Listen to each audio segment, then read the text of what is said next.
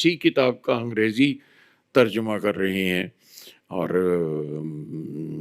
मैं शोहरत पा रहा हूँ। मैं और अंग्रेज़ी में आएगी तो और ज़्यादा शोहरत होगी। और लेकिन ये सही है कि कोई शख्स अकेले किसी ऐसे मुकाम पे नहीं पहुँचता अगर वो कहे कि मैं बनाऊँ, मैंने खुद किया या मैं करके आऊँ। ये देखिए ना, ये लोग हैं, सारे फनकार हैं, क्रिएटिव पीपल। अगर मैं इन्हें इंस्पायर करता हूँ तो it can't be one way. The inspiration comes to me also from all others जो मुझसे इंस्पिरेशन लेते हैं, मुझे उनसे भी इंस्पिरेशन मिलती है and it responses back to me. और बहुत से, I am not the most learned, there are many learned more than me, तो मैं उनसे भी इंस्पिरेशन लेता हूँ। और ये थोड़ी सी मेरी चालाकी है या महारत है मेरी कि मैं उसे अपना बना लेता हूँ और कह देता हूँ और तालियां ले लेता हूँ, वो मुझे मिल जाती हैं। अब यतेंद्र जो उनके साथ अगर मैं 14 साल तक चलता रहा हूँ तो वो बेवजह नहीं हो सकता कि मैं 14 साल चलूँ। There is some part of this man's creativity कि जो मुझे ये साथ लेके चलते रहे और मैं इनके साथ साथ चलता रहा, क्योंकि मुझे कोई बात इनकी इंस्पायर कर रही थी, उनके अंदाज इंस्पायर करता था। जब ये, मैं बहुत थोड़ा सा बात मैं ये ख़त्म कर दूंगा कि जैसे कबीर की इमेजेस लेकर जब ये कविता कहते हैं, और पूरी किताब है कि कबीर की इमेजेस पर लिखी हुई सारी कविताएं, वो अपने आप में बहुत बड़ी बात है, बहुत बड़ी बड़ी खूबसूरत किताब है जो उन्होंने लिखी है। और फिर मेरी एक किताब का मजमूआ इन्होंने बनाया जिसमें इंटरप्रिटेशन इन्होंने पोएम्स की थी, यार जुलाहे के नाम से, वो किताब इन्होंने पहले। तो there were reasons for me to travel along with him, कि मैं उनके साथ साथ क्यों चल रहा हूँ।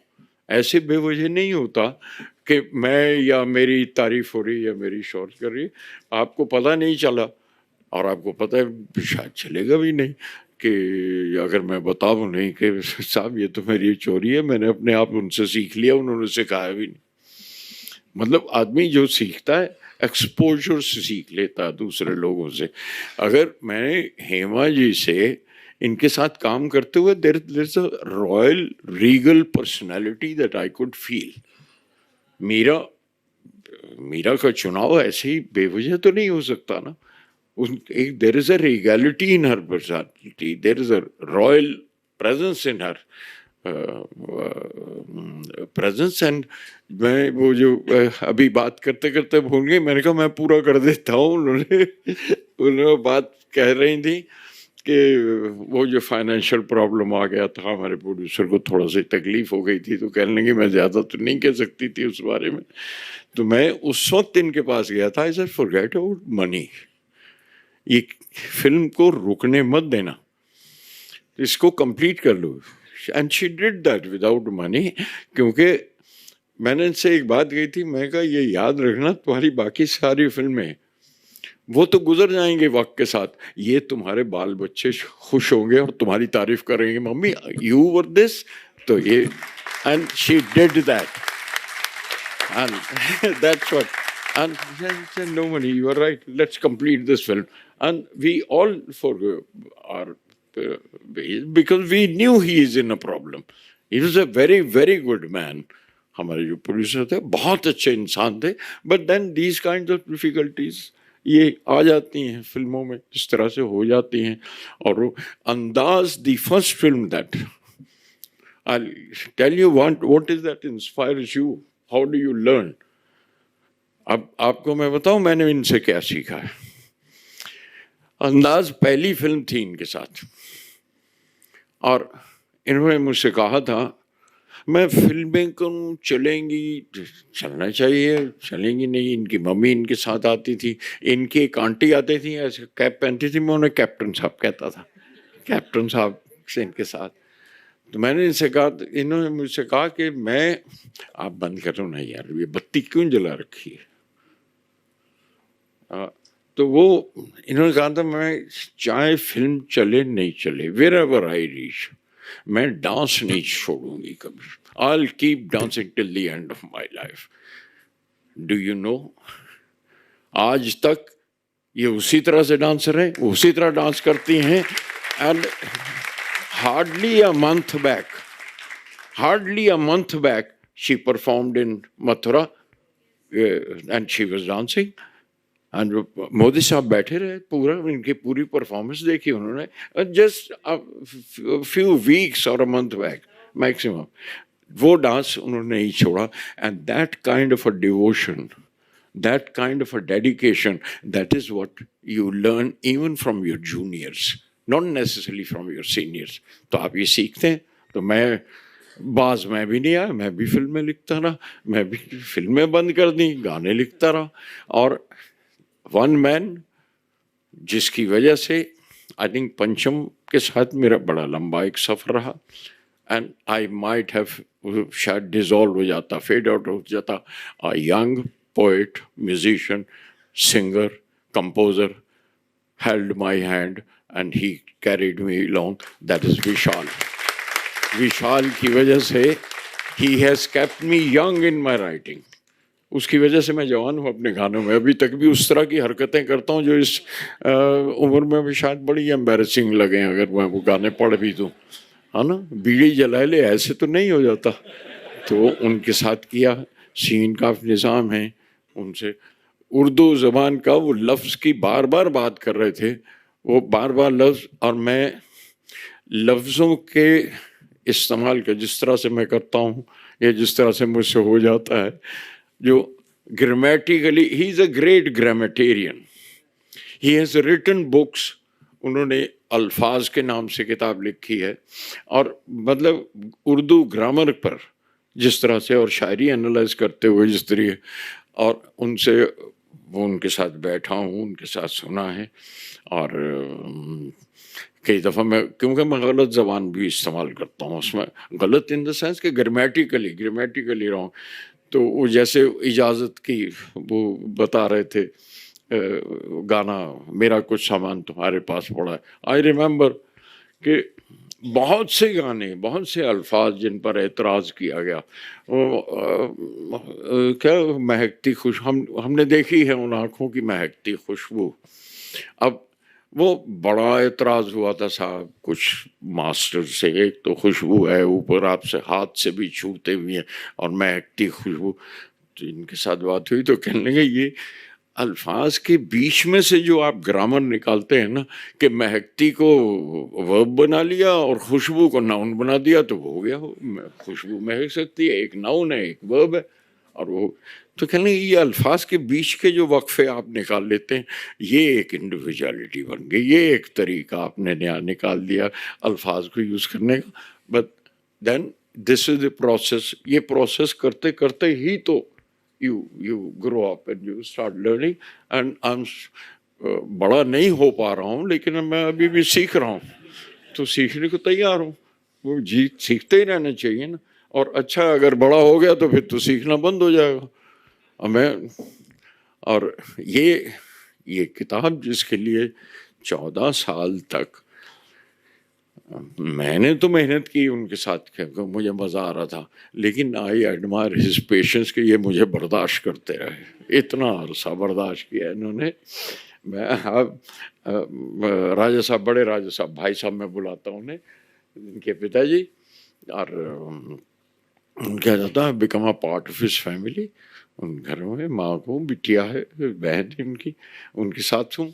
लेकिन finally come to think it, आज की शाम कम से कम मैं कह सकता हूँ कि वो एक शेर याद आता है, जगजीत गाया करते थे, मैं ख्याल हूँ किसी और का जी। और वो शेर मैं गलत पढ़ जाता हूँ अक्सर, मैं ख्याल हूँ किसी और का, मुझे छापता कोई और है।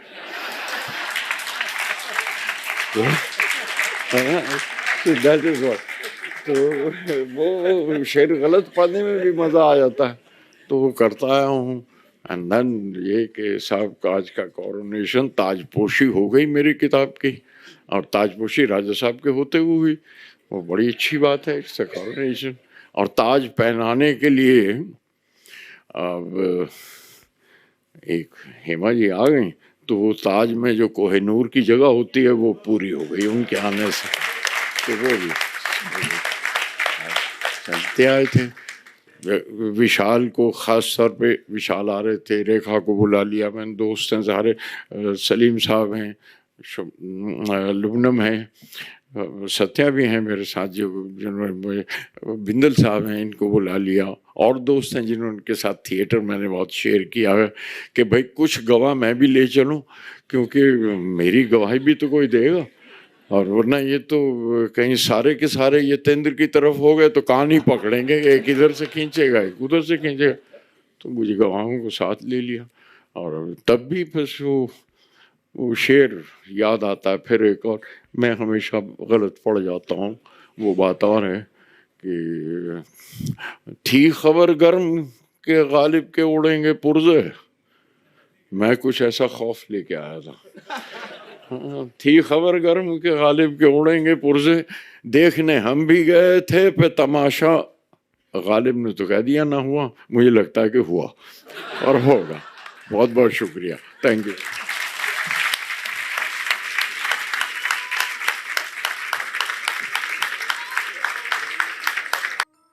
शायर, डायरेक्टर, पोएट, लिरिसिस्ट गुलजार साहब,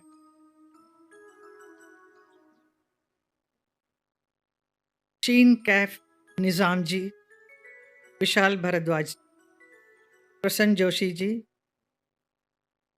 विमलेंद्र मोहन प्रताप मिश्रा जी, अरुण महेश्वरी जी, मालिनी अवस्थी जी, यहाँ पर उपस्थित सुभाष जी, मनोज जी, और आप सब भाइयों बहनों, सबका मेरा प्रणाम। आज के इस कार्यक्रम में जहाँ पर इतने सारे कवि साहित्यकार बैठे हैं, वहाँ पर मुझे एक चीफ गेस्ट के रूप में बुलाया है यतेंद्र जी ने। आपको मैं बहुत बहुत धन्यवाद करती हूँ।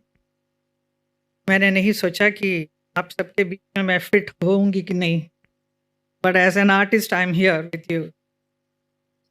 आज की शाम एक ऐसी शाम, ऐसी एक शख्सियत के नाम है जिसने हिंदी फिल्म जगत के एक युग को अपनी कलम से पहचान दी। उनके बारे में जितना कहना, जो भी लिखना, बहुत कम है। अपनी कलम के माध्यम से संगीत जगत को एक से बढ़कर एक खूबसूरत गीतों से महकाने वाले वो शख्सियत है गुलजार साहब। गुलजार साहब के नाम पे ये किताब आज रिलीज़ हो रहा है, हजारों राहें, और जिसे लिखा है यतीन्द्र मिश्रा जी ने, जो खुद एक बहुत बड़े साहित्यकार हैं, कवि हैं, और इस किताब को इतना खूबसूरत ढंग से लिखा है जिसमें गुलजार साहब के पूरे यंग एज से लेकर पूरी यात्रा, उनकी लाइफ जर्नी ही has written in this book, which is very very interesting. ऐसा बायोग्राफी पहली बार गुलजार साहब के ऊपर बनी है, और उनके बारे में बहुत कुछ जानने को भी मिलेगा इस बुक के थ्रू। ये सिर्फ एक कवि नहीं, just not a poet, but वो थोड़े दिन में एक असिस्टेंट डायरेक्टर बनकर काम किया, कहें बहुत बड़े बड़े डायरेक्टरों के बीच में, बाद में खुद एक डायरेक्टर बने। उनकी जर्नी ऐसी है। मैं बताऊंगी कि उनको एक पहली मुलाकात मेरी कभी हुई थी। अंदाज फिल्म की शूटिंग गुलमार्ग में हो रही थी, वहीं पे मैं पहली बार इनको मिली।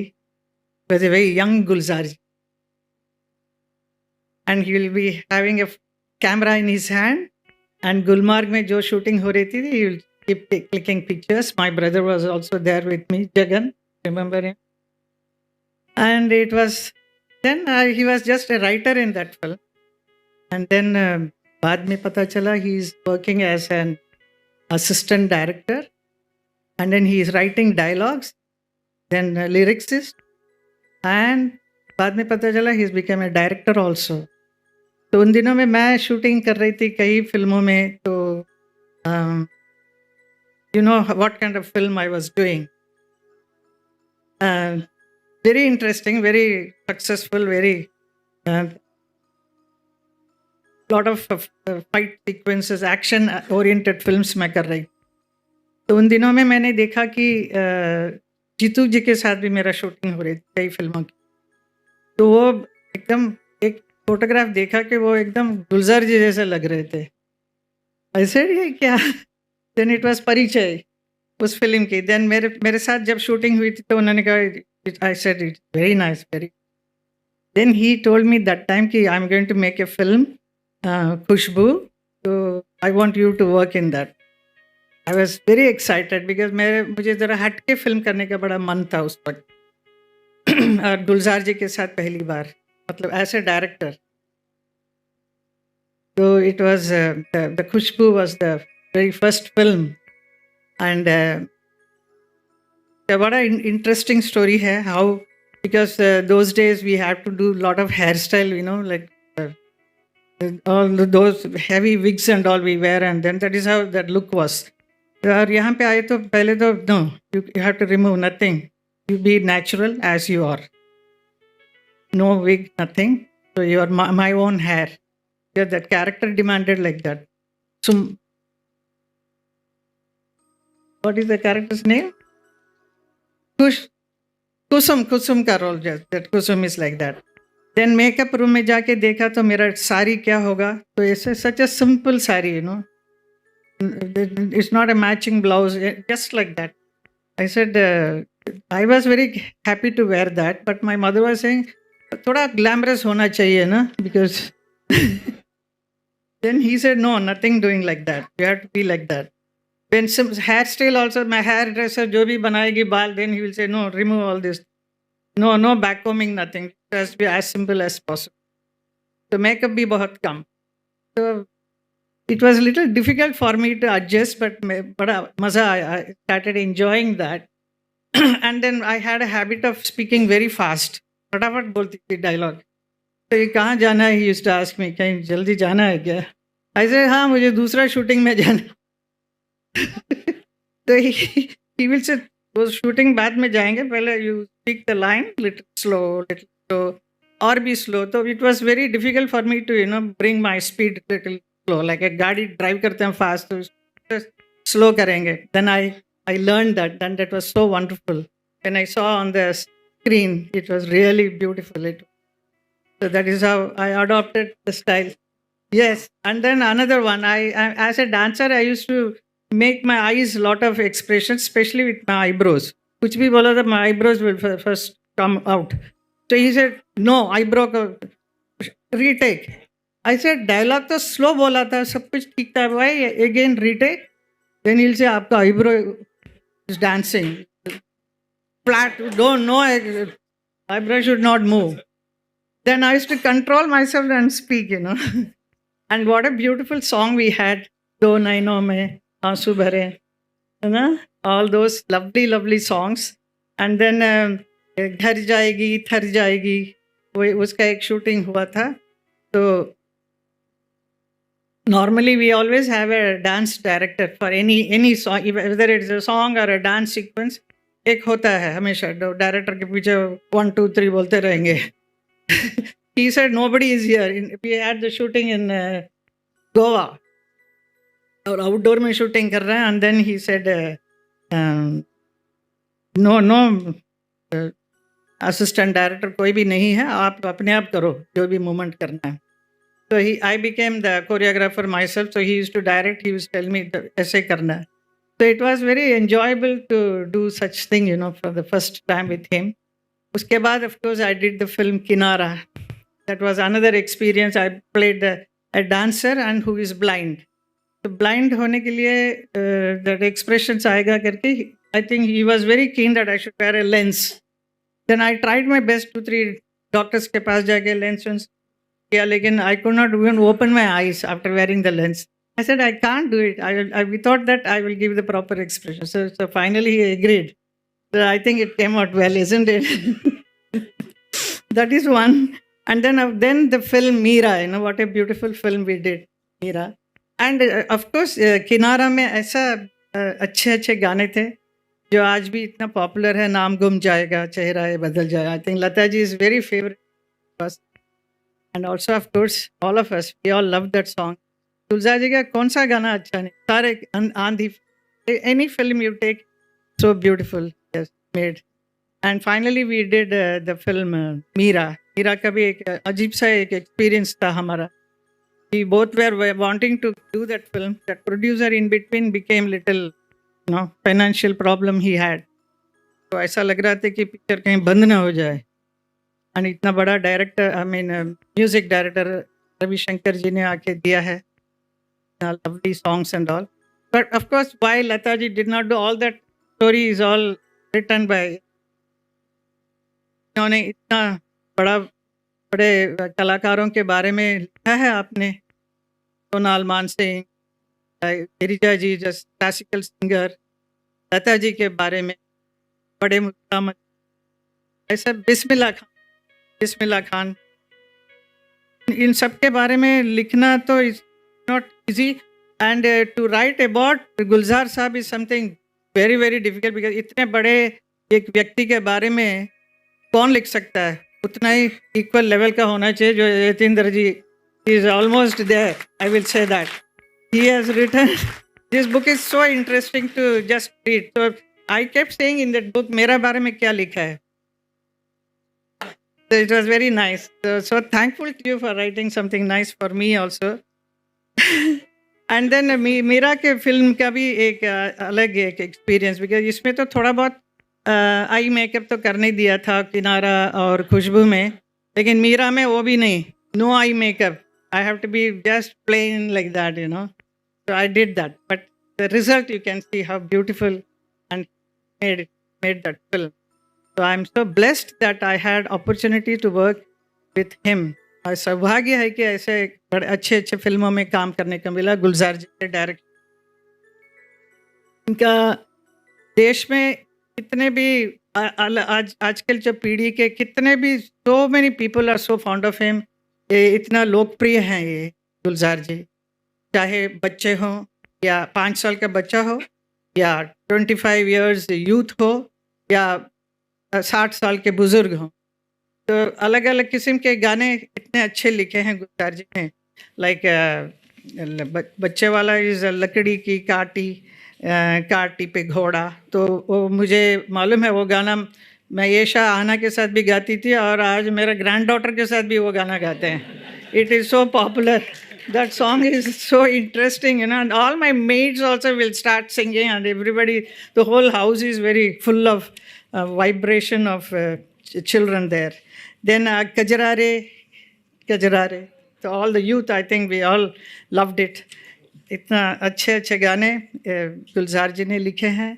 और एक और चीज़ मैं बोलूँगी, एक नूपुर एक टीवी सीरियल बनी थी जिसमें I did the role of dancer, and I was very keen that he should direct it, but इन्होंने बोला कि मैं डायरेक्शन नहीं करूँ, you have to direct it. I said that is how I became a director suddenly from nowhere, because I was so much keen to do that a film on about a dancer. A serial 13 episode का बना था, बहुत सुंदर बना. लेकिन इन्होंने inspire किया कि you are a dancer yourself, so you know what you have to do. Because some other director I brought, then it was not working well. Then he said, you direct it yourself. So that was the inspiration he gave, and I became. So he has been a wonderful director and also a very good friend of mine, I will say. Time to time, समय के साथ बहुत सारे बातें हम बीच बीच में करते हैं, कितने भी busy हों. So at one point after I settled down, I continuously worked in films, but मेरा फिल्म सब थोड़ा सा कम हो गया था. So as an artist you feel little funny, कि अरे इतना पिक्चर में मैं शूटिंग कर रही थी, इतना फिल्म आती थी, अभी it is little slow down. What is going to happen now? So I just discussed with him. He said, you are in this horizon, you see the another horizon there. So you will be getting it now. You will be going there soon. So that is a kind of an inspiration for me. So, that is what happened. So how I transformed myself from an actress, that continued, but as a dancer I continued.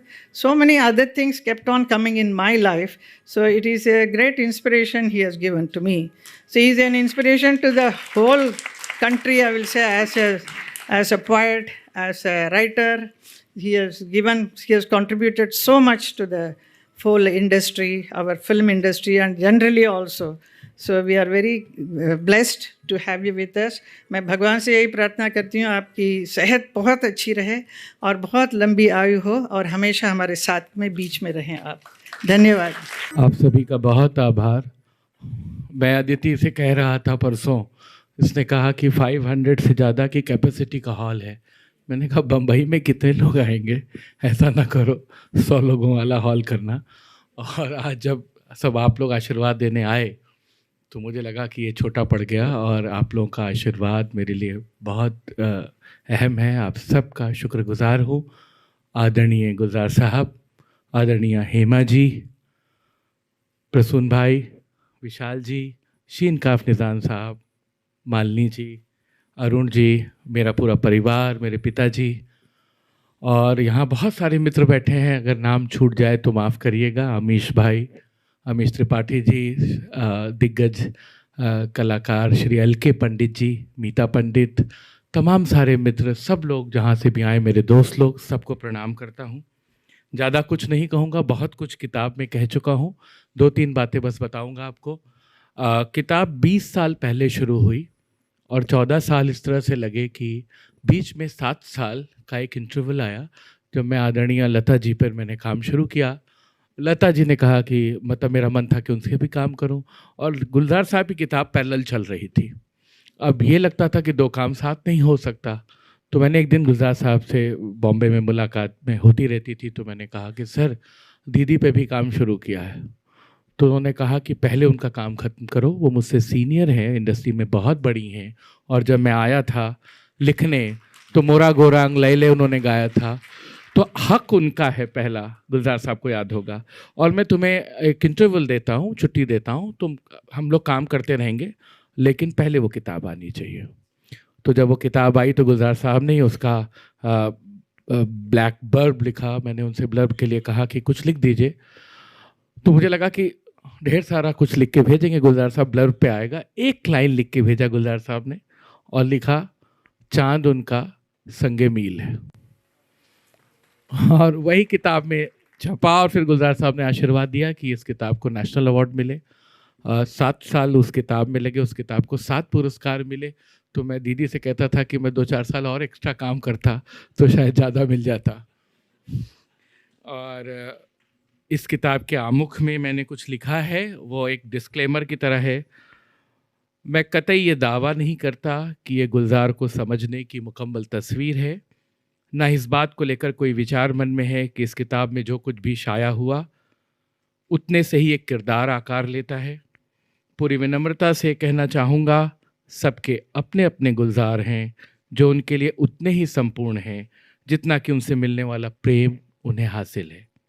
ये किताब एक युवा रचनाकार का नज़रिया भर है, उस शख्सियत को अपनी रचनात्मकता और प्रश्नों के साथ देखने का जिसने खुद की कला में न जाने कितने प्रश्न खड़े किए और अपने ढंग से दूसरों को राहत देने के लिए कभी गीत, कभी शायरी, कभी कहानी, कभी नाटक, तो कभी फिल्मों से उसका समाधान प्रस्तुत किया.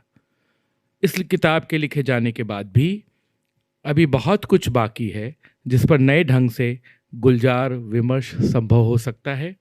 एक बड़े रचनाकार और इंसान की एक खासियत होती है कि उसे अपने समय में दर्ज करने के लिए जितने भी जतन किए जाएं, एक ऐसा क्षण जरूर आता है जब लिखने वाले के शब्द सीमित हो जाते हैं, किरदार फिर भी रचे जाने के लिए बचा रहता है. ये किताब गुलजार साहब से इत्मीनान से संभव हुए बरसों में फैले आत्मीय संवाद, मुलाकातों, उनकी फिल्मों के अध्ययन, फिल्म गीतों की रचना प्रक्रिया, शायरी, नज़मों और कहानियों की अवधारणा पर व्याख्या के साथ जीवन संघर्ष के उन अध्यायों का पाठ भी है जिसमें बचपन, विभाजन, दिल्ली प्रवास, मुंबई में फिल्म जीवन की शुरुआत से लेकर एक ज़हीन और तजुर्बेकार शायर बनने की दास्तान मौजूद है। मुझे मालूम नहीं इस काम में कितना कामयाब हुआ, अलबत्ता ये ज़रूर कहना चाहूँगा कि उनकी सोहबत के इन सालों ने बहुत कुछ सिखाया है, मुझे एक ज़िम्मेदार लेखक के तौर पर विकसित होने में मदद की है। और एक छोटा सा अंश, बहुत ही छोटा, जिससे किताब की शुरुआत होती है, वो पढ़ दे रहा हूँ। गुलजार साहब को अकीदत करते हुए, उन्हें प्रणाम करते हुए, आदरणीय हेमा जी को शुक्रिया करते हुए कि उन्होंने अपने व्यस्ततम समय से समय निकाला और आप सब की नज़र है।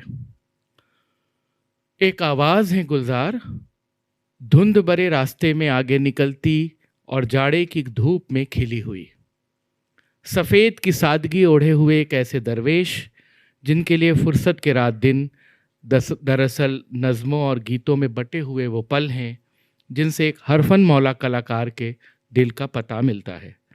उनकी रूमानियत के ढेरों खत हैं जो कब के लिखे जा चुके, मगर किसी शहर के लिए पोस्ट होने से पहले आज तक उनकी नोटबुक में पड़े हैं।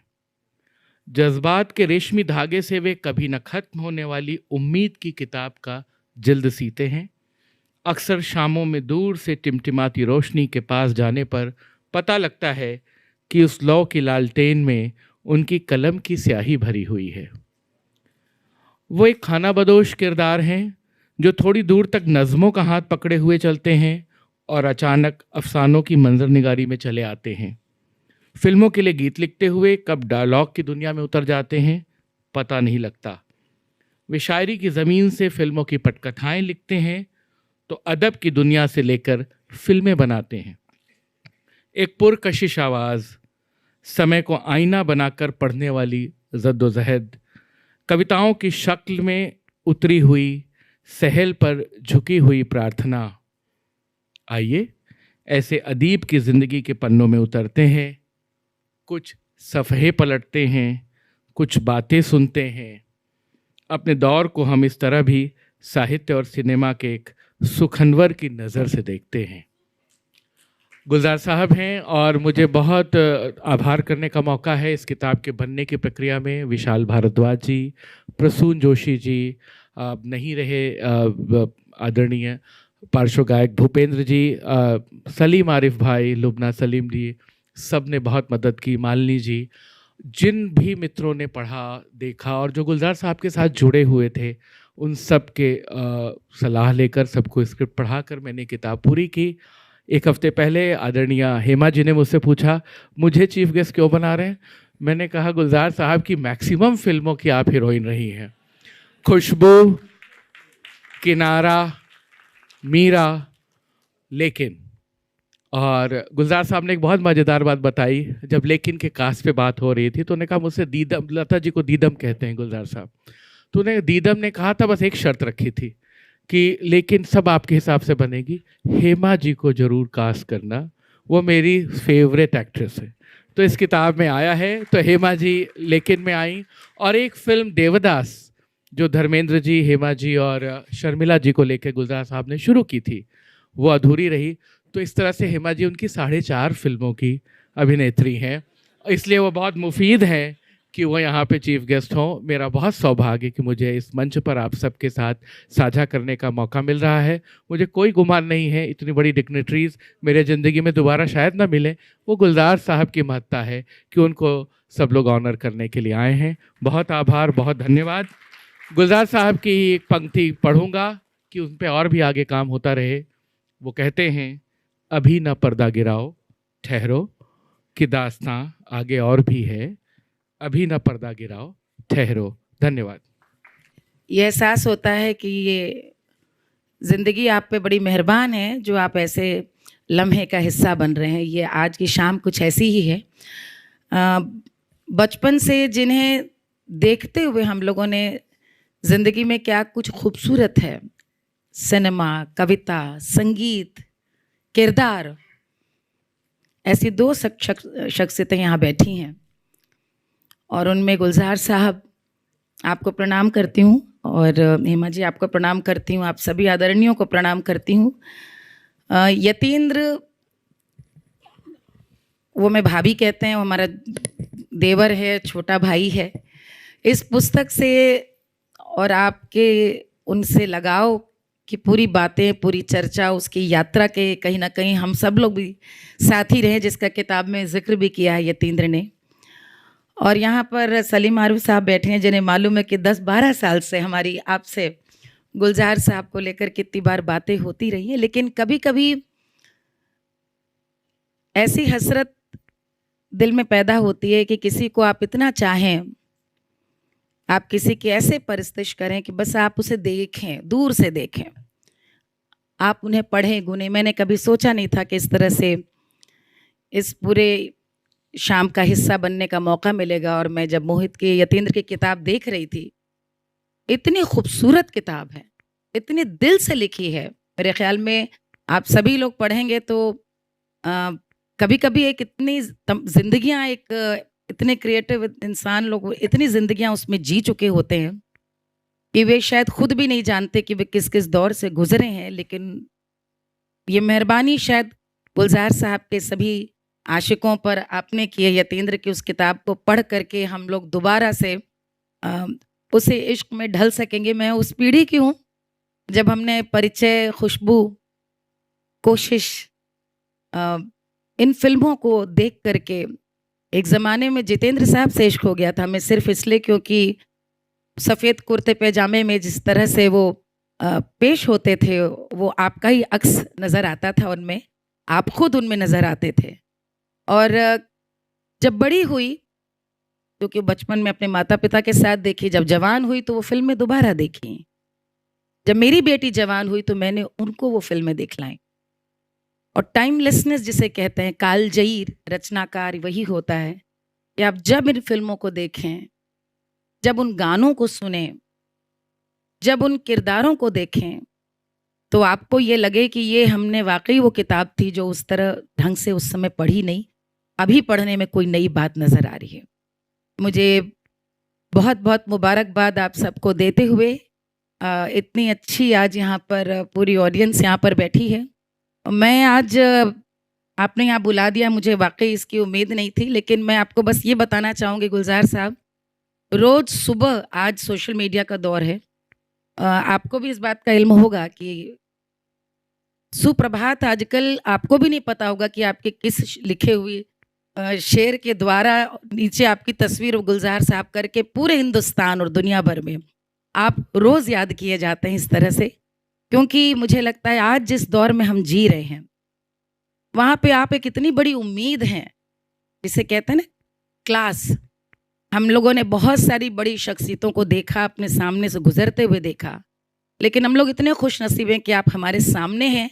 एक बहुत बड़ी पीढ़ी, चाहे वो कलाकार हो, म्यूज़िक डायरेक्टर हो, लेखक हो, शायर हो, सिनेमा आर्टिस्ट हो, गायक हो, आपको देखते हैं, सीखते हैं और आपसे नित प्रेरणा पाते हैं, आपकी खुददारी से, आपकी मौलिकता से। और बस हमारे जैसे बहुत सारे लोग आपसे इश्क करते, आप शतायु हो, यही। आप सोच लीजिए कि उन्होंने जीवन में कितने लोगों की दिलों में खुशियाँ बांटी हैं, उनको राहें दिखाई हैं, मार्गदर्शन दिए हैं, जिनके बारे में, जिन्होंने अपने सबके जीवन के बारे में, सुख दुख हर चीज़ के बारे में लिखा है, उनके बारे में लिखना एक बहुत ही मुश्किल काम था और वो आज काम हो गया है। तो मैं मुबारकबाद देना चाहूँगा यतीन्द्र शर्मा जी को, जिन्होंने गुलजार साहब के बारे में लिखा, उनकी जीवन यात्रा में लिखा, के बारे में लिखा।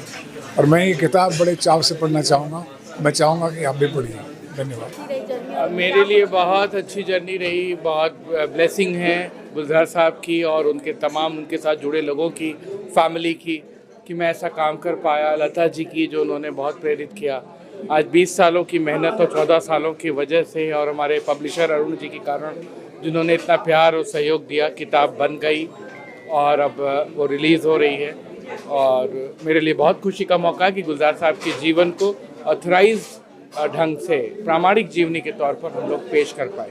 सर, जिस तरह गुलजार साहब ने स्टेज पे कहा कि बहुत सब के साथ आपने ये कुछ रखा, क्योंकि 17 साल उन्होंने आपके साथ बिताए और उस बीच में बहुत कुछ उन्होंने आपको डांटा भी होगा, गुस्से भी दिखाए होंगे, इतने पेशेंस के साथ। मुझे लगता है कि अनुभव होता है, अनुभव से सीखता है आदमी। डांट खाने से, गुरुओं के चरणों में बैठ के आप कुछ समृद्ध होते हैं। खुद गुलजार साहब ने अपने गुरु बिमल रॉय से, ऋषिकेश मुखर्जी से डांट खाए होंगे तो इतने बड़े आदमी बने। तो मैं तो चाहता हूँ कि ऐसे बड़े लोग, ऐसे गुरुजन डांटते रहें, जिससे मेरा जीवन भी बन जाए। जिस तरह इस बुक का मैंने एक पेज पढ़ा, उसमें आपने बहुत खूबसूरती से अयोध्या राम मंदिर के बारे में भी लिखा है, उनके जर्नी के लिए। तो 21 जनवरी को अयोध्या की बात अयोध्या में करें, अभी राम मंदिर की बात अयोध्या में करेंगे। गुलजार साहब की बात, गुलजार साहब की जीवनी प्रकाशित हुई है। मेरे लिए बहुत महत्वपूर्ण है कि मैं एक प्रामाणिक जीवनी का अंग बना। 14 साल की मेहनत रंग लाई और गुलजार साहब की जीवनी हम आज ला पाए। हेमा मालिनी जी का, प्रसून जोशी जी का, विशाल जी का, सबका आभार, सुभाष घई जी का, कि सब लोग आए, तमाम सारे लोग आए और उन्होंने हमें मौका दिया और ये किताब आपके सामने है। आगे किसकी जर्नी अभी तो गुलजार साहब की किताब को एंजॉय करेंगे। लता जी का काम पहले किया था, फिर अभी देखते हैं कि हमारे पाठक कैसा पसंद करते हैं। गुलजार साहब युवाओं से जुड़े हुए हैं, कनेक्ट है उनका यंग जनरेशन के साथ, तो मुझे लगता है कि युवाओं में और सीनियर्स सब में ये किताब पसंद की जाएगी।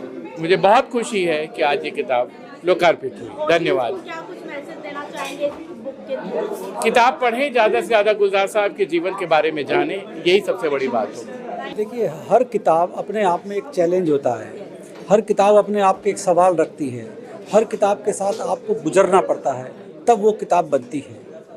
ये तो एक किताब है, ऐसी बहुत सी किताबें हैं जो हम लोग तैयार करते हैं। किताबें बेचने वाली दुकानें खास होती हैं, यहाँ जज्बात मिलते हैं, यहाँ समानात, यहाँ आदमी को इंसान बनाने के समानात मिलते हैं। ये किताबों की दुनिया एक अलग किताबों की दुनिया होती है। इसमें हर चीज़, हर शब्द क्रिएटिव होता है, सृजनात्मक होता है, नया होता है, उसे नया तराशना पड़ता है। किताब के पहले पन्ने से लेकर आखिरी पन्ने तक, शुरू के पेज से लेकर आखिरी पेज तक, कोई पेज हो उसको आपको तराशना पड़ेगा, तभी वो किताब बनती है। किताब छपना बनना एक जटिल प्रक्रिया होती है ये, लेकिन सबको मिलने के बाद ही होता है। इसमें लेखक मिलता है, इसमें प्रकाशक मिलता है, इसमें ऐसे हमारे बहुत सारे वो लोग हैं जो किताबों के लिए अपना पूरा जीवन खपा देते हैं, हमारे एडिटर्स होते हैं, तभी किताब बनती है। किताब बनना कोई सरल, इस किताब के साथ ये 20 साल की जर्नी है। 20 साल की जर्नी कम नहीं होती। आदमी बच्चा होता है, युवा हो जाता है, युवा होता है, नया नव प्रौढ़ बन जाता है। तो ये किताब ऐसी ही किताब है, जब ये किताब का काम शुरू किया गया और आज तक भी इस किताब में बहुत सी चीज़ें हैं, बहुत से काम अभी और भी होने हैं। इसके नए संस्करण आएंगे, उसमें भी नई और भी चीज़ें होंगी। तो इसलिए किताब का बनना एक साधारण प्रोसेस नहीं होता है।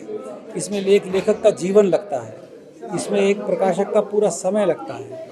इसमें कम से कम एक जब किताब छपती है तो 12-13 क्रिएटिव लोग होते हैं, तब एक किताब बनती है। तो और हर पन्ना इसका एक अपने आप में अलग दास्तान रखता है। तो ये किताब जब से शुरू हुई है, अब से लेके बहुत सारी विघ्न बाधाएं आई, बहुत सी समस्याएं आई। किताब तैयार होने में बहुत कुछ प्रक्रिया से गुजरी और आज किताब महत्वपूर्ण तरीके से, साफ तरीके से आपके हाथों में है।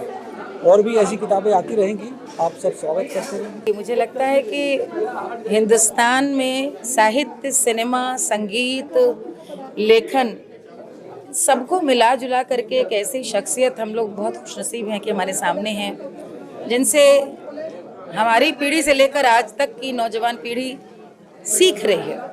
उनके सिनेमा को देखकर सिनेमैटिक सेंसिबिलिटी, उनके लेखन को पढ़ कर के शब्दों में किस तरह से जादू पैदा किया जा सकता है। गुलजार साहब अपने आप में किताब हैं और गुलजार साहब ने इतने रंगों को जिया है कि समग्रता से उनको जानने समझने के लिए वाकई एक किताब आनी चाहिए थी। और जैसा कि आज इस किताब के लॉन्चिंग में पता चला है कि यतीन्द्र मिश्र जी ने 14 बरस लिए इस किताब को सामने लाने में। तो जैसे धीमी आंच पे खाना पकता है, उसी तरह से इस किताब का भी आप यदि देखें तो उनकी पूरी जो जर्नी है, शुरू से लेकर के मुंबई आने की पूरी स्ट्रगल, और साथ में पूरे 7-8 दशकों की जो पूरी उनकी यात्रा है मुंबई में, जहाँ पर वो उनकी गति एक निर्देशक होने पे नहीं रुकती, एक गीतकार होने पे नहीं रुकती, मुसलसल एक लेखक होने के रूप में जारी है।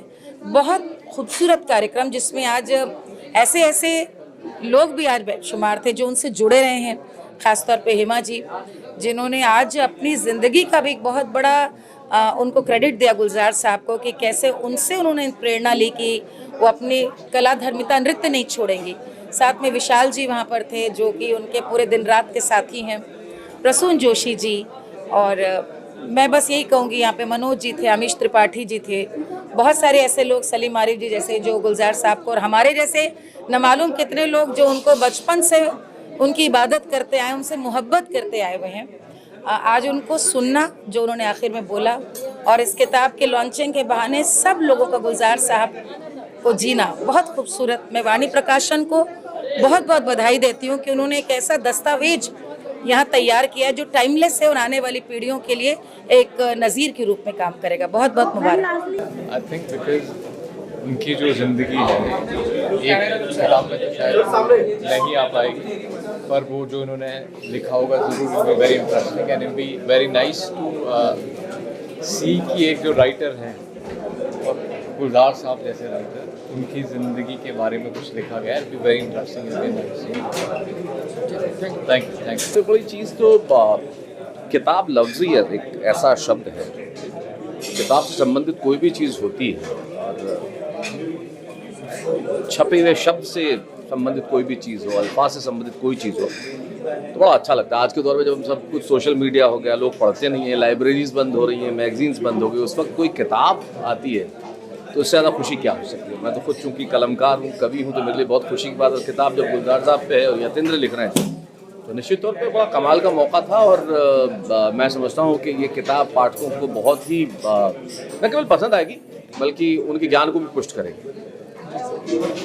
देखिए, हम गुलजार साहब के कौन से को देखें, हम लोग गुलजार साहब के बचपन से मुरीद हैं उनसे, और मतलब उनकी फिल्मों से, उनको पढ़ के, उनके साहित्य से, उनके गीतों से, उनके गज़लों से, उनके नज़्मों से बहुत कुछ सीखा है। और मैं खुद भी लिखने लगा, और मैं बहुत खुश हूँ कि मैंने एक किताब लिखी जिसका क्या कहें, भूमिका गुलजार साहब ने लिखी थी, और मुझे बड़ी खुशी होती है। और आज उनके बारे में जो बहुत सारे सवाल थे, मुझे लगता है इस किताब के ज़रिए हमें मिल जाएंगे। शुक्रिया।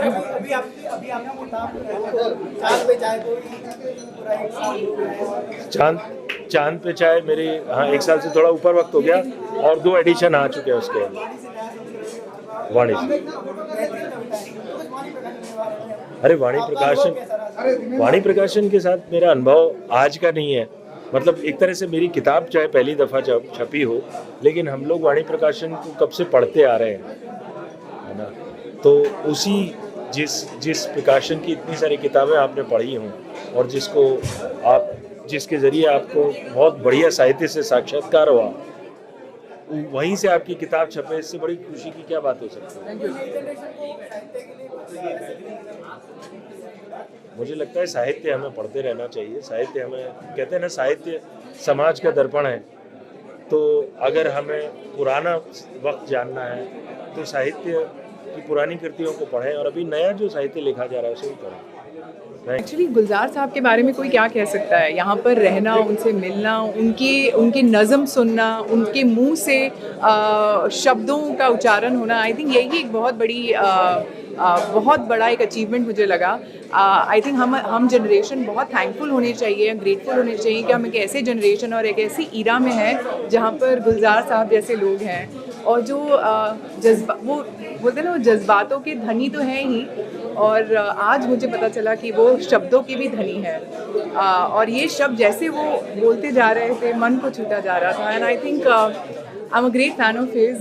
The whole nation is, and I'm sure there are the world knows Gulzar Sahab, and I'm very fortunate enough to be in this generation and witness his legacy. Thank you so much. किताब बहुत अच्छी हुई है। वो इसलिए ही नहीं अच्छी हुई है कि मेरे बेटे ने लिखी है, बल्कि जिनके बारे में लिखी है गुलजार साहब, उनकी वजह से किताब अच्छी हुई। क्योंकि गुलजार साहब सिर्फ लेखक ही नहीं, कवि ही नहीं, निर्देशक, प्रोड्यूसर, नाटककार, कथाकार, बच्चों के लिए गीत लिखने वाले, सब कुछ है। तो जब किरदार बड़ा हो तो किताब भी बड़ी हो जाती है। तो मैं इस बात के लिए बहुत आभारी हूँ गुलजार साहब का कि उन्होंने मेरे बेटे को 14 साल का समय दिया किताब लिखने के लिए। 2024 की शुरुआत हो चुकी है, उसी के साथ हमारे गुलजार साहब के साथ हमारी शुरुआत हुई है। गुलजार साहब मतलब यहाँ दिल में हमारे बसते हैं। मैंने उनको बोला भी सर कि हम आपको देखकर जीते हैं, और सर ने जो जितने गाने लिखे हैं, जो उनकी रुबाइयाँ रही हैं, वो आई थिंक बच्चा बच्चा जानता है। जनरेशन बदल जाएगी, कुछ भी बदल जाएगी, इंसान कितना भी हाईटेक बन जाए, बट हम गुलजार साहब को नहीं भूल सकते। और उनकी जो ये बुक अभी लिखी गई है यतीन्द्र मिश्रा जी के द्वारा, बहुत ही ख़ास है, उनकी ज़िंदगी से रिलेटेड है। और मैं ज़रूर पढ़ूँगी, और मैं चाहती हूँ कि आपको और जानना है उनके बारे में तो बिल्कुल पढ़िए। और हेमा मालिनी जी जो हमारी चीफ गेस्ट थी इस फंक्शन की, तो उन्होंने बहुत ऐसी अच्छी मतलब किस्से सुनाए जो हमने आज जिए हैं। तो इससे अच्छा बॉलीवुड के लिए क्या हो सकता है कि इतने सारे सितारे, इतने बड़े बड़े लोग, इतने अच्छे लोग, हमारी रेखा भारद्वाज जी से लेकर विशाल भारद्वाज जी, हमारे बहुत मतलब नामी गिरामी लोग, ये सब एक मंच पे थे। और इससे अच्छा मेरे लिए पल हो नहीं सकता। मैंने इस पल को आज बहुत दिल से जिया है। Thank you. देखिए, ये अरुण माहेश्वरी जी वाणी प्रकाशन वाले जो हैं, ये इनका बड़ा शौक है। किताब इनका प्रोडक्शन भी बहुत अच्छा है, हमारी किताबें भी इन्होंने शाये की है, बहुत ही अच्छा काम करते हैं। अब रही गुलजार साहब की शायरी के बारे में, तो गुलजार साहब की तो बहुत सारी किताबें इन्होंने शाया की, आपने देखी होगी। और यार जुलाई जो इनकी हिंदी में है, उसका उर्दू की दिबाचे का तर्जुमा हम नहीं किया। तो उनकी कविताएं बहुत उस तरह की हैं कि अलग हैं बिल्कुल। गुलजार की कविताओं और शायरी के कहूँ तो उनकी नज़में बिल्कुल अलग हैं, और उनकी नज़में पढ़कर के एहसास होता है कि एक नया एहसास जो है वो लफ्ज़ों में आया है। वाणी प्रकाशन इसके लिए यकीनन मुबारकबाद की मुस्तहक़ है, और जिसके लिए अरुण जी और अदिति, ये सब मुबारकबाद के मुस्तहक़ है। गुलजार साहब का काम मरसूफ़ है, मारूफ है। और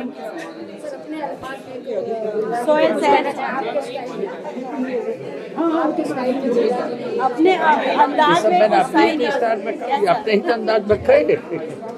देखिए, गुलजार साहब के बारे में क्या कहना है, मतलब he is a very good poet. वो जितने अच्छे शायर हैं उतने ही अच्छे इंसान हैं। लेकिन यतीन्द्र मिश्र की ये किताब अभी पूरी तो नहीं पढ़ी है, लेकिन जितने पन्ने पढ़े हैं उसमें हर पन्ने पर कुछ नई बात लिखी है, कुछ नया अध्याय है। तो इस किताब को पढ़ने के लिए बहुत ही मनचित्त की ज़रूरत है। मनोयोग से पढ़ा जाए इस किताब को तो शायद इसमें हर पन्ना कुछ नई बात बताएगा, नई सीख देगा, नई जानकारी देगा। ललित भाषा में लिखा है उन्होंने, और हम उनके लिखने के, उनकी रचना प्रक्रिया के भी साक्षी रहे हैं, क्योंकि यूनुस जी के पास उनके फ़ोन आते थे यतीन्द्र भाई के, और लगातार कुछ घटनाओं का जिक्र, लगातार कुछ गानों का जिक्र हुआ करता था।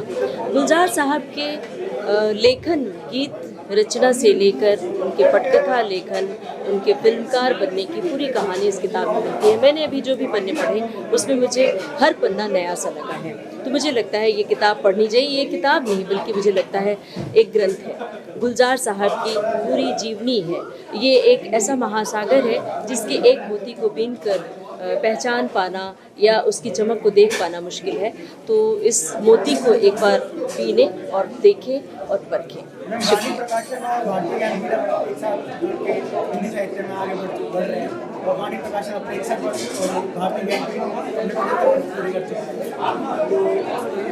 वाणी प्रकाशन को इस किताब के लिए, वाणी प्रकाशन को भी बहुत बहुत बधाई, यतीन्द्र भाई को बहुत बहुत बधाई। वाणी प्रकाशन अपने आप में एक ब्रांड है और प्रकाश स्तंभ है। बहुत सारी किताबें छाप रहा है जिसमें अरुण जी और अदिति जी बहुत अच्छा काम कर रहे हैं। अदिति जी हमारी दोस्त हैं और युवा प्रकाशक में अदिति का नाम है, उन्हें पुरस्कृत भी किया गया है। बहुत बहुत बधाई पूरी टीम को। फिर से यतीन्द्र भाई आपको बहुत बहुत बधाई। ये किताब मेरे दिल के बहुत करीब है। यतीन्द्र मेरे बहुत करीबी दोस्त हैं और मैंने इस किताब को बनते देखा है। जब ये लिखी जा रही थी तो इसके कई हिस्से पढ़े हैं, हमने आपस में डिस्कस भी किया। और अब जैसे कि मैंने मंच से भी कहा, यहाँ भी कहना चाहता हूँ कि 14 बरस कम नहीं होते। इसके लिए बहुत बड़े जिगर की ज़रूरत है, बहुत ज़िद की ज़रूरत है, जिसके तहत इंसान काम करता है। तो जिस लगन के साथ और जिस ज़िद के साथ यतीन्द्र ने शोध किया है और इस किताब पर काम किया, 515 पेज की ये किताब सही मायने में ये दिखाती है कि लगन किसको कहते हैं और किस तरह से किसी प्रोजेक्ट पर काम किया जाता है। गुलजार साहब की ज़िंदगी के किसी भी पहलू को उन्होंने नहीं छोड़ा, उनकी क्रिएटिविटी के हर पहलू को इस किताब में कवर करने की कोशिश की गई है और मेरे दिल के बहुत करीब है ये किताब। लास्ट में ये भी जानना चाहेंगे, अयोध्या का उद्घाटन हो रहा है, सेरेमनी चल रहा है, सभी को इस पल का इंतज़ार है और हमें भी इस पल का इंतज़ार है। अब बस कुछ ही दिन शेष है। Thank you sir. क्या कहना चाहेंगे आपके? मैं ये कहना चाहूँगी कि इस 15 साल की मेहनत जो यतीन्द्र जी ने की है और जो गुलजार साहब के बारे में लिखा है और जो उन्होंने दिन रात काम किया है इसके पीछे, ये बहुत ही कमेंडेबल है। ये किताब आप सब लोग खरीदें, पढ़ें ताकि वो सार्थक हो और वो खूब और लिख पाएँ। And I give lots of blessings to Yatindra ji and being an energy catalyst. I am Bharti Kapoor and I have seen him actually working so much on this. खूब आशीर्वाद। Thank you. वाणी प्रकाशन हमारे लिए दिल के बहुत करीब है। मैं अंग्रेजी का शायर हूँ और गुलजार साहब मुझे अंग्रेजी का शायर कहते हैं, लेकिन हमारी जो अंग्रेजियत है, उस अंग्रेजियत में जो गुलजार साहब की मासूमियत है, आज मैंने ये महसूस किया कि हमारी जो वो मासूमियत है वो यतीन्द्र की किताब में निकल कर रहती है। यतीन्द्र की किताब गुलजार साहब पे और हजार राहें मुड़ के देखने की जो उन्होंने पेश किया है हम लोग के सामने, ये न केवल हिंदी का एक बड़ा दस्तावेज है बल्कि भारतीय साहित्य के लिए एक बड़ा ही आज का बहुत ही प्रसंगदायक रहा है। और मैं एज ए शायर, एज ए पोएट, मुझे बहुत अच्छा लगा कि पिछले 5 दशकों से हम सब गुलजार साहब के नज़्मों को पढ़कर उसकी छाया में, चाहे हम किसी भाषा में लिखें, अंग्रेजी में लिखें, तेलुगु में लिखें, तमिल में लिखें, लेकिन हम सब, जैसा विशाल ने कहा, हम सब जो बड़ा बरगद पेड़ है उसकी हम छोटे छोटे हम शाखाएँ हैं उसके मतलब। और अब बहुत अच्छा लगा और बहुत बहुत शुभकामनाएं यतीन्द्र को। और यतीन्द्र यशस्वी रहें, यहाँ भी रहें, अयोध्या में भी रहें यशस्वी, और इसी तरह से जिस तरह ये कहना चाहूँगी कि I am very lucky to be here and Vani Prakashan से ये मेरी पहली इंट्रोडक्शन है और पहली बार मैं इनके साथ काम कर रही हूँ और अच्छा लग रहा है कि इट्स अ ह्यूज ऑनर कि मैं इसे ट्रांसलेट कर रही हूँ और मेरा यही डर है कि मैं इस लायक हूँ या नहीं, मुझ में ये काबिलियत है कि नहीं। अब देखूंगी, कोशिश तो करूंगी। गुलजार साहब की शायरी की बात किया जाए तो एक अपने आप में एक कहानी बयां करती है, तो क्या कुछ उनकी शायरी के रिलेटेड कहना चाहिए? कोई ऐसा शायरी है जो आप उसे अपने डेली रूटीन में फॉलो करते हैं? नहीं, मैं तो ऐसे कुछ क्लेम नहीं कर सकती हूँ कि उनका कोई शायरी में डेली रूटीन में फॉलो करती हूँ, पर बहुत ही अच्छा लगता है वो जो उनके गाने मैं बहुत पसंद करती हूँ, गाती हूँ। बट एक चीज़ मैंने उनसे सीखा है, ऑफ एसोसिएशन ऑफ थॉट। जो मैंने स्कूल में जब मैं पढ़ती थी, जॉन डन करते थे ऐसे कि यहाँ से लेके किसी चीज़ को वहाँ ट्रांसफ़र करना और उसे अप्लाई करना। So first of all congratulations, क्योंकि किसी भी चीज़ का बनना जो होता है ना, वो आसान तो होता नहीं है, और ख़ास करके ऐसी चीज़ का बनना जिसमें इतने साल लगे हों, जो एक ऐसे इंसान के बारे में हो जिसकी लाइफ इतनी रिच और इतनी एक्सटेंसिव है और इतनी रिच है। और so I am really happy that he has done it. And हमारे लिए तो ये एक बहुत बड़ा ट्रीट है क्योंकि हम सबका इंटरेस्ट है गुलजार साहब में। और I want to congratulate Yatindra and Aditi the publication because I am sure they have all work very hard at it and I am looking forward to reading the book. इस गुलजार साहब की बुक ऑडियंस को क्या कुछ मैसेज देना चाहेंगे? You know, reading is a very important thing. I think we are living in an age where everything has become instant and consumable, and people are forgetting that the pleasure that you can get from a book. And when you read a book like this that takes you back in history, that takes you into your culture, it helps you see cinema, it helps you see so many things.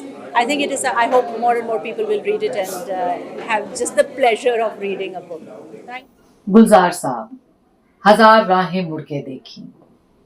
इस किताब की production team को head करना मेरे लिए एक master class attend करना जैसा था। एक ऐसे व्यक्ति के साथ काम करना, उनकी किताब पे काम करना, जो एस्थेटिक्स, आर्ट और सिनेमा के इस देश की महान विभूतियों में से एक है। यतीन्द्र मिश्र जी की पहली किताब और आज 20वीं किताब के लोकार्पण के बीच उनका एवोल्यूशन साथ में देखना, नेशनल अवार्ड विनिंग लेखक के साथ उनकी परफेक्शनिज्म के साथ काम करना, मुझे लगता है कि ये सब बहुत ही अनोखा है। और आज जब हम इस किताब को लॉन्च कर रहे हैं ऑफिशियली, तो एक पहला एडिशन बिक भी चुका है। मतलब हमारे पाठकों के पास ये किताब बेहद प्यार पा रही है। तो आप सभी का बहुत धन्यवाद। इस किताब के अगले एडिशन की प्रतीक्षा और इसी तरीके से किताबों को समर्थन देते रहिए। Thank you.